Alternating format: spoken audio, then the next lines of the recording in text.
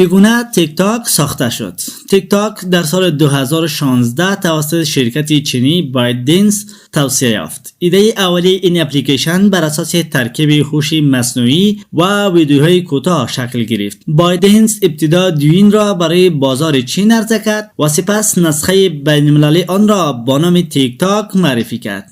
در سال 2018 این شرکت با خرید میوزیک لیک، یک اپلیکیشن محبوب بین جوانان بود، به سرعت کاربران زیادی را جذب کرد و به یک پلتفرم جهانی تبدیل شد. چگونه تیک تاک شهرت یافت؟ یکی از مهمترین عوامل موفقیت تیک تاک الگوریتم‌های هوش مصنوعی پیشرفتش است که محتوای شخصی سازی شده را به کاربران پیشنهاد می‌دهد. همچنین چالش‌های ویروسی، فیلترها و ابزارهای ویرایشی ویدیویی جذاب باعث شدند که کاربران عادی نیز بتوانند به سادگی محتوای خلاقانه تولید کنند. همکاری با اینفلوئنسرها و تبلیغات گسترده نیز نقش مهمی در گسترش سریع آن داشت. تیک تاک در دوران قرنطینه کرونا با افزایش ناگهانی کاربران به یک پلتفرم بی‌رقیب تبدیل شد.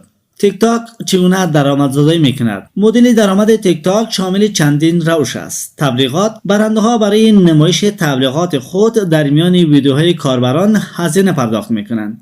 خرید درون برنامه‌ای: کاربران می توانند با خرید سکه‌های مجازی از سازندگان محتوا حمایت کنند. همکاری با برندها: اینفلوئنسرهای تیک تاک از طریق تبلیغات و همکاری با برندها درآمد کسب می‌کنند.